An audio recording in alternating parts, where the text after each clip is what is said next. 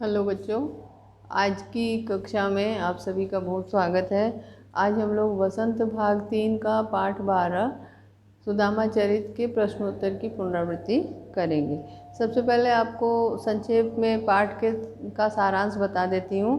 पाठ में सुदामा और कृष्ण की मित्रता के बारे में कहा गया है कि दोनों बाल सखा थे, गुरु के आश्रम में रहते थे एक साथ। और बाद में जब सुदामा की हालत बहुत ख़राब हो गई, बहुत दीन दशा उनकी हो गई, तो उनकी पत्नी ने उन्हें ज़ोर ज़बरदस्ती कहा कि आपके मित्र इतने बड़े राजा हैं, आप उनके पास सहायता मांगने क्यों नहीं जाते।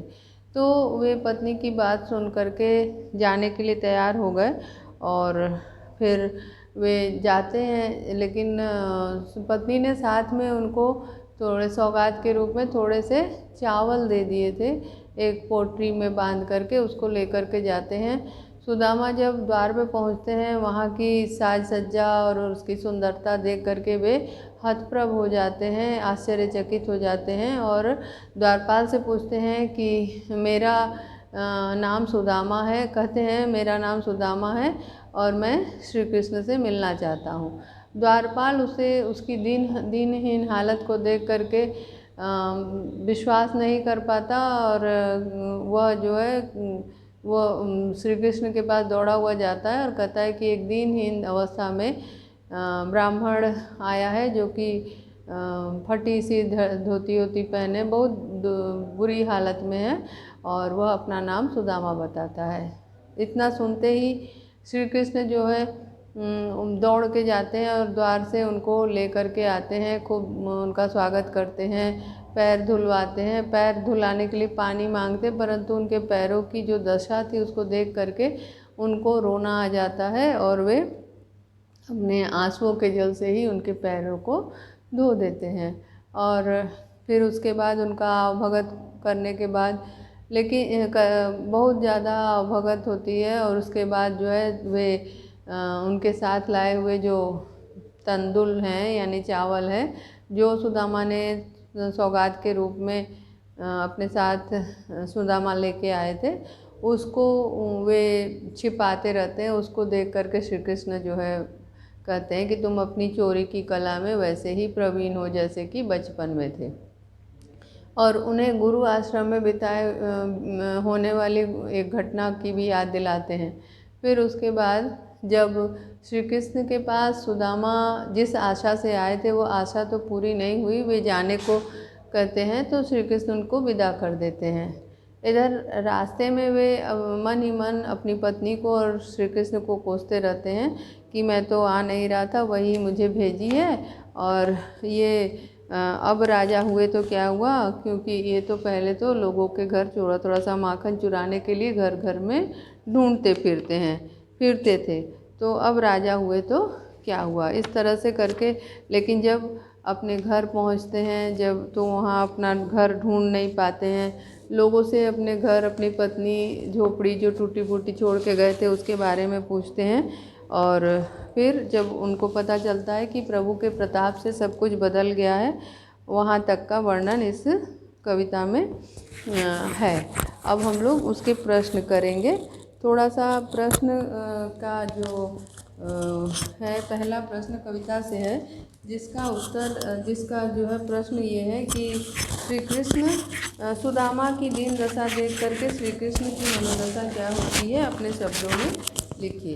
तो सुदामा की दीन दशा देख करके श्री कृष्ण की दशा, श्री कृष्ण की मनोदशा ऐसी हो जाती है कि उनके आंखों से आंसू बहने लगते हैं और वे थमने का नाम ही नहीं लेते हैं। वे इतना बहते हैं कि वे एकदम से उसी जल से श्री कृष्ण का जो है सुदामा के चरणों को धो देते हैं। ये है वर्णन। अब हम लोग इस प्रश्न को के उत्तर लिखेंगे। इस प्रश्न का उत्तर लिखते हैं। सबसे पहले पहला प्रश्न है, सुदामा की दीन दशा देखकर श्री कृष्ण की क्या मनोदशा हुई।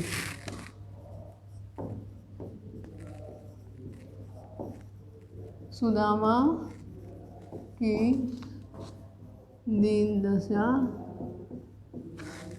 सुदामा की दीन दशा देखकर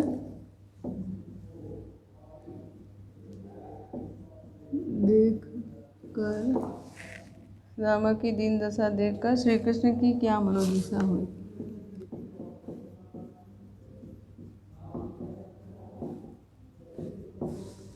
दीन दशा देखकर श्री कृष्ण की क्या मनोदशा हुई।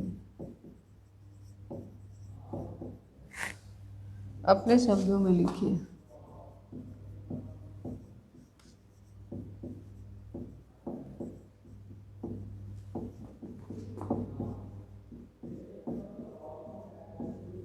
अपने शब्दों में लिखिए। उत्तर एक। इस प्रश्न का उत्तर है कि जब श्री कृष्ण ने अपने बाल सखा सुदामा जब श्री कृष्ण ने अपने बाल सखा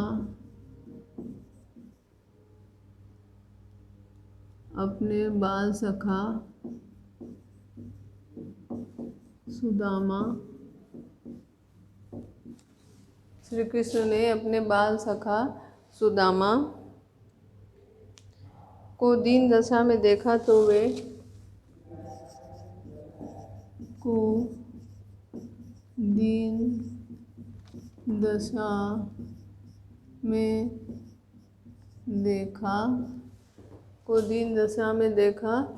तो वे भाव विह्वल हो गए। हो उठे क्योंकि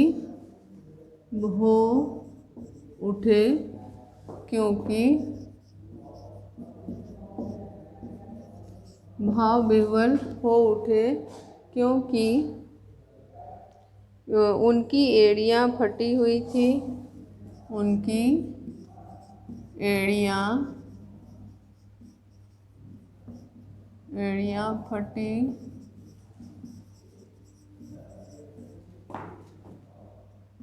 हुई थी। पैरों में कांटे चुभे हुए थे।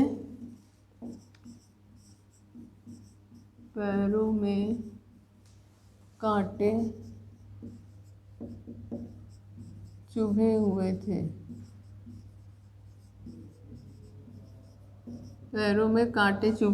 थे। वे उन्हें बार बार देखते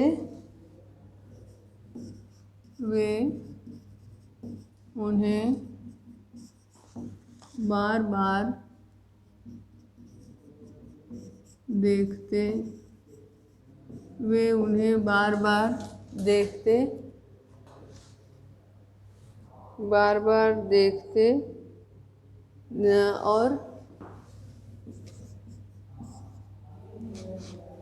वे उन्हें बार बार देख कर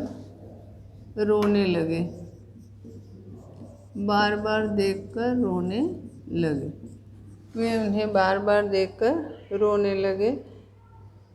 उनकी आँखों से आंसू इतने निकले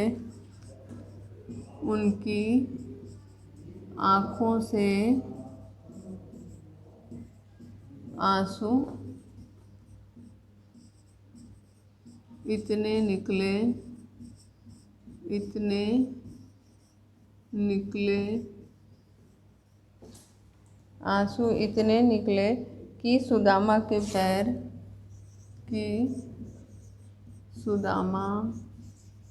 के पैर धुल गए।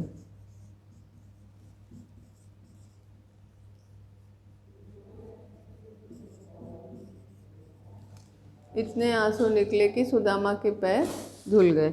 अब हम लोग दूसरा प्रश्न करेंगे। दूसरा प्रश्न है, पानी परात को हाथ छुओ नहीं, नैनन के जल सो पग धोए। पंक्ति में वर्णित भाव का वर्णन अपने शब्दों में कीजिए। ये प्रश्न है। प्रश्न 2 है, पानी परात को हाथ छुओ नहीं, पानी पदार्थ को हाथ छुइयो नहीं,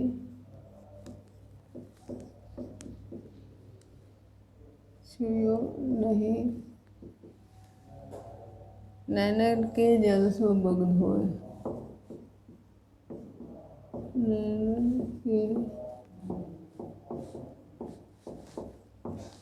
नैनन के जल सो पग धोए।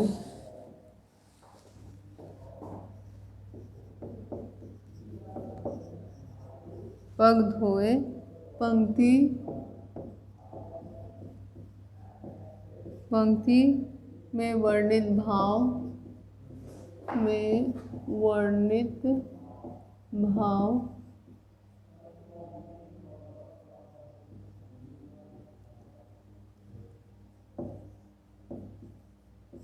में पंक्ति में वर्णित भाव का वर्णन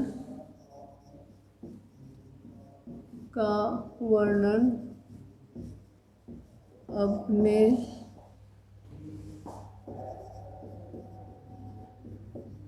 शब्दों में करें, कीजिए। ये प्रश्न है, इसका उत्तर अब हम लोग लिखेंगे। इसका उत्तर इस प्रकार है। उपरोक्त इस पद्यांश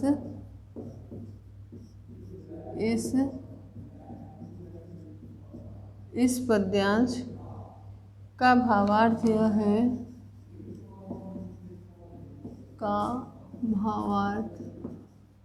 है कि कृष्ण अपने बचपन के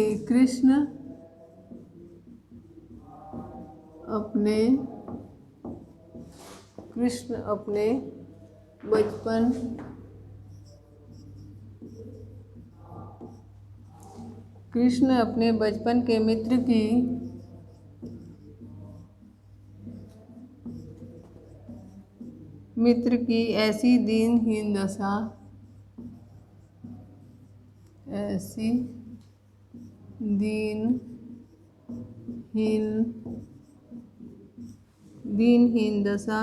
को देखकर बहुत दुखी हुए।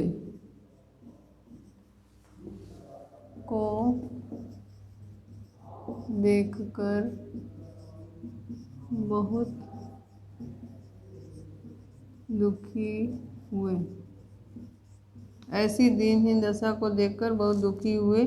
कृष्ण अपने मित्र की दुर्दशा देखकर वे रोने लगे और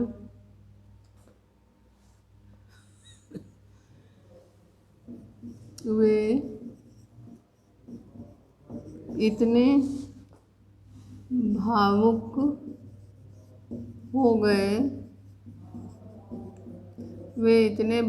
हो गए कि आँखों से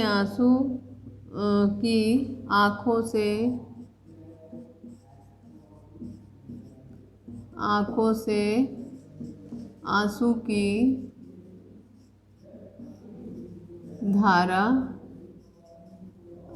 की धारा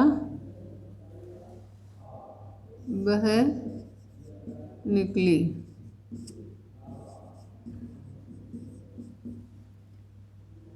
अश्रुधारा से ही पानी जो परात में रखा हुआ था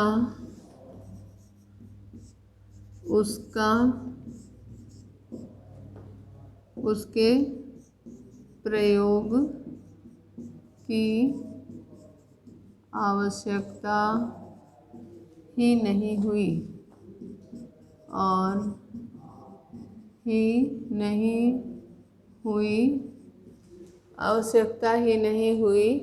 और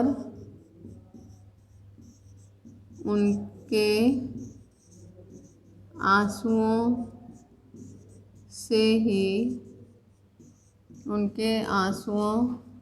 से ही सुदामा के पैर धुल गए। उनके आंसुओं से ही सुदामा के पैर धुल गए। ये है दूसरे प्रश्न का उत्तर। ठीक है, अब हम लोग तीसरा प्रश्न करेंगे। तीसरा प्रश्न है कि सुदामा की हालत को देख करके श्री कृष्ण, हम लोग पिछला प्रश्न कर रहे थे, पानी परात को हाथ छुओ नहीं, नैनन के जल से पग धोए। इस वाले प्रश्न का उत्तर हम लोग कर रहे थे। अब तीसरा है प्रश्न, चोरी की बान में हो जो प्रवीणे। इस प्रश्न का उत्तर हमें करना है। प्रश्न 3 है, चोरी की बान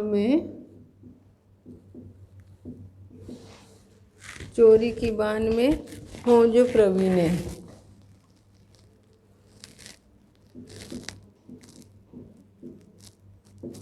ये प्रश्न है। इस वाले प्रश्न से हमें 3 प्रश्न करना है। पहला प्रश्न है, उपर्युक्त पंक्ति कौन किससे कह रहा है। का उत्तर हम लोग लिखेंगे प्रश्न 3 का क है कि इस कथन में कौन किससे कह रहा है। तो हम लोग इसका उत्तर होगा कि इस कथन में कृष्ण सुदामा से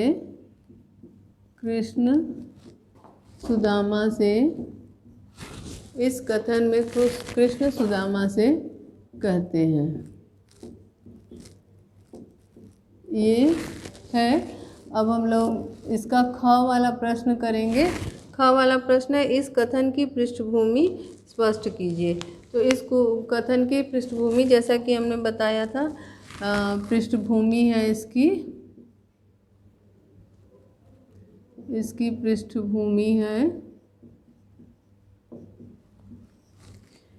पृष्ठभूमि है कि सुदामा की पत्नी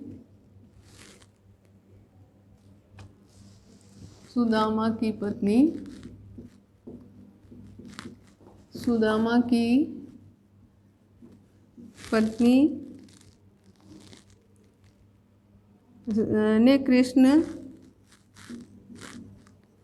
कृष्ण को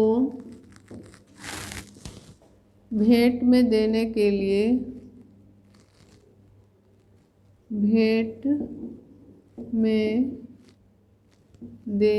लिए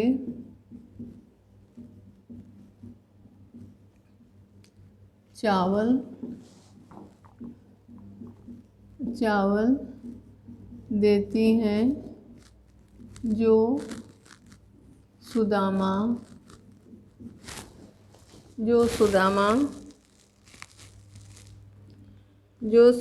संकोचवश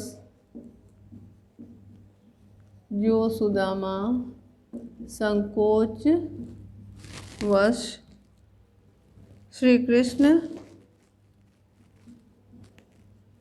कृष्ण से छिपाते हैं।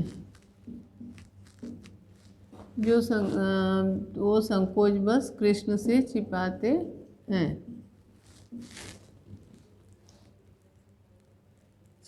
हैं। वे उस चावल की पोटली को छिपाने का प्रयास करते। तब कृष्ण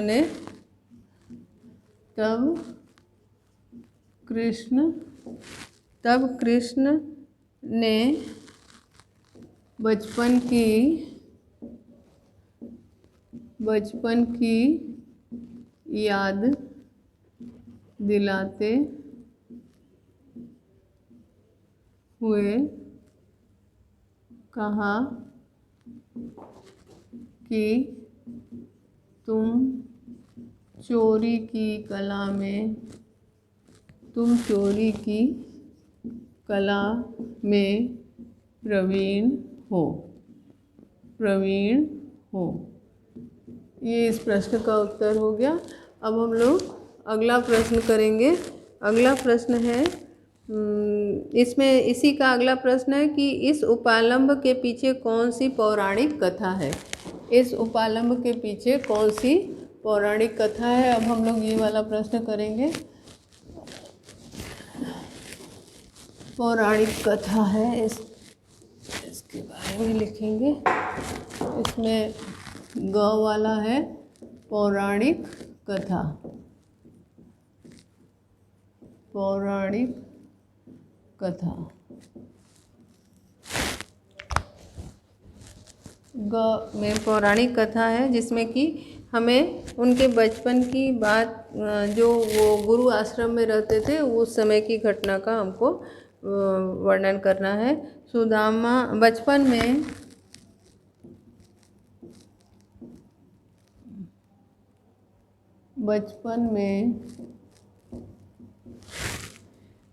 में जब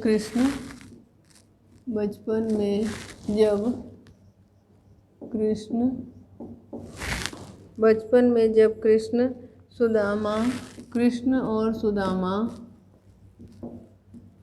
साथ साथ संदीपनी ऋषि के आश्रम में रहते थे। संदीपनी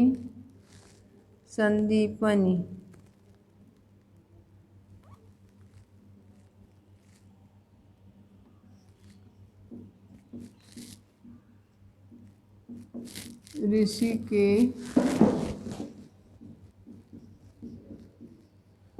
आश्रम में संदीपनी ऋषि के आश्रम में रहते थे। तो एक बार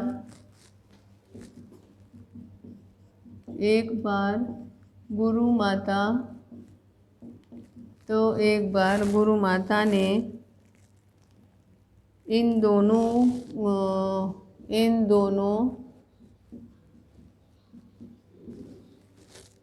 दोनों को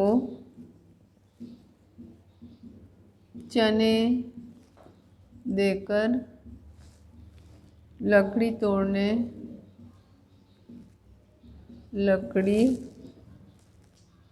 भेजा।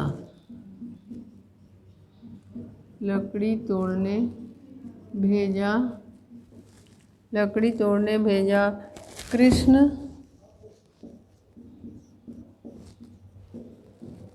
पेड़ पर चढ़कर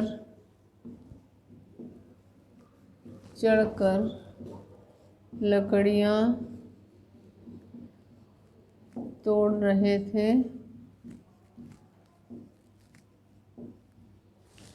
कृष्ण लकड़ियाँ तोड़ रहे थे और तो नीचे सुदामा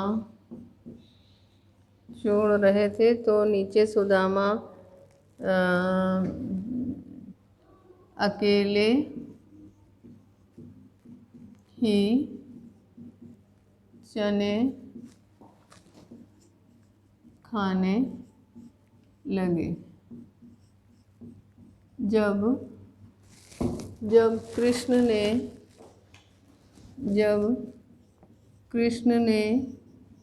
उनसे पूछा तो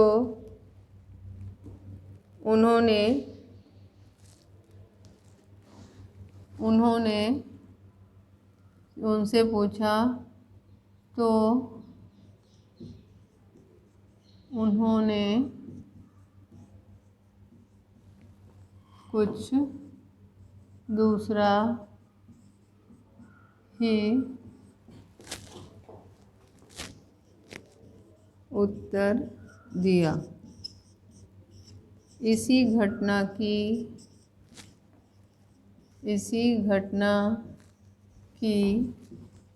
याद दिलाते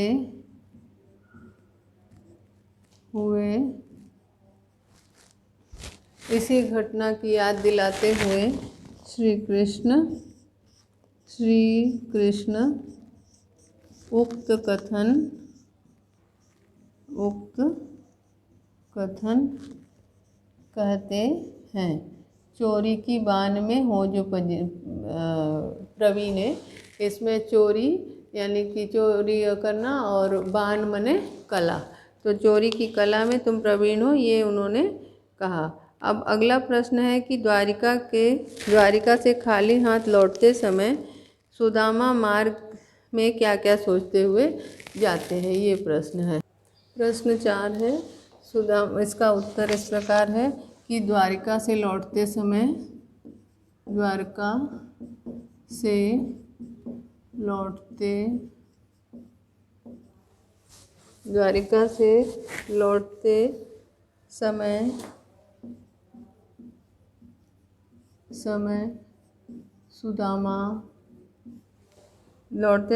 सुदामा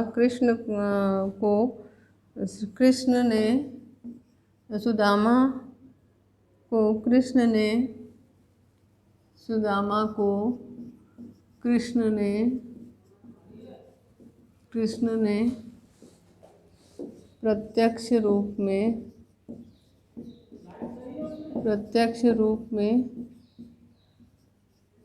कुछ नहीं दिया।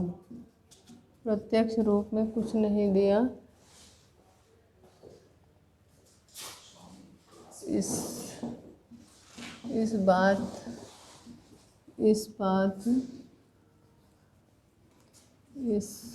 बात का उन्हें बहुत बुरा लगा और वे खींचते हुए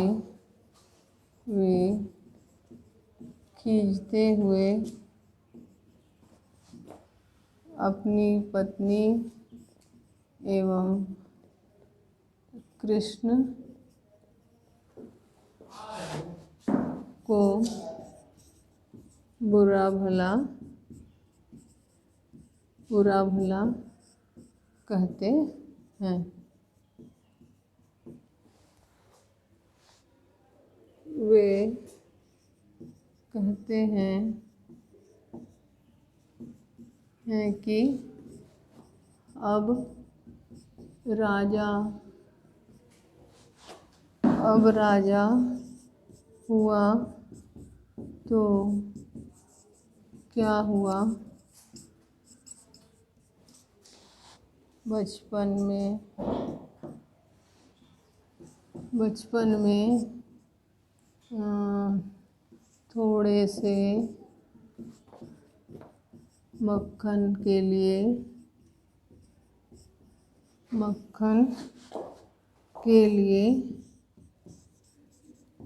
घर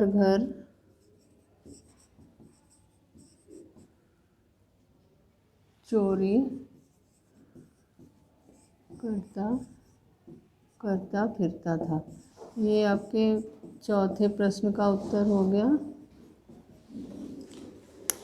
अब हम लोग इसमें ये है, वो अपने पत्नी को भी कहते हैं कि पत्नी मैं तो आना नहीं चाहता था, परंतु उसने ही जब जोर ज़बरदस्ती मुझे भेजा, और इतना कहकर अपने मन की खीज वे व्यक्त करते हैं। ठीक है। अब एक प्रश्न और है इसमें, अपने गांव लौटकर जब सुदामा अपनी झोपड़ी नहीं खोज पाए तब उनके मन में क्या क्या विचार आए, कविता के आधार पर स्पष्ट कीजिए। इस प्रश्न का उत्तर इस प्रकार है कि जब श्री कृष्ण के यहाँ से खाली हाथ लौटते हैं और वापस जब अपने गांव आते हैं तो वे अपने गांव को ही पहचान नहीं पाते हैं, क्योंकि उनका सारा वहाँ का बदल चुका था। उनका मकान, उनकी झोपड़ी नहीं मिल रही थी, और वे दूसरों को पूछ रहे थे कि मेरी वो टूटी मड़ैया कहाँ है। और फिर जब वे अपने घर को देखते हैं कि एक महल के रूप में बदल गया, तो वे आश्चर्यचकित हो जाते हैं, और इस प्रकार उनके मन की जो दुविधा है कि कृष्ण ने उनके जाते समय उन्हें कुछ नहीं दिया था, ये दुविधा दूर हो जाती है, क्योंकि वहाँ सब कुछ बदला हुआ था। जैसा राजपाट उन्होंने दिखाया था द्वारिका में, ठीक उसी प्रकार से उनका गांव भी बदल गया था। और केवल उनका घर ही नहीं महल के रूप में बदला था, बल्कि पूरा का पूरा गांव ही बदल गया था। कृष्ण के प्रताप से, कृष्ण के उनकी कृपा से, कृष्ण की कृपा से उनकी पूरी ज़िंदगी बदल गई थी। और इस प्रकार तब उन्हें इस बात का एहसास हुआ, क्योंकि इसके पहले जब तक वो रास्ते में आ रहे थे, उन्होंने कृष्ण के बारे में बहुत ही बुरा भला सोचा। तो आज की कक्षा यही समाप्त करते हैं, फिर अगली कक्षा में मिलेंगे। धन्यवाद।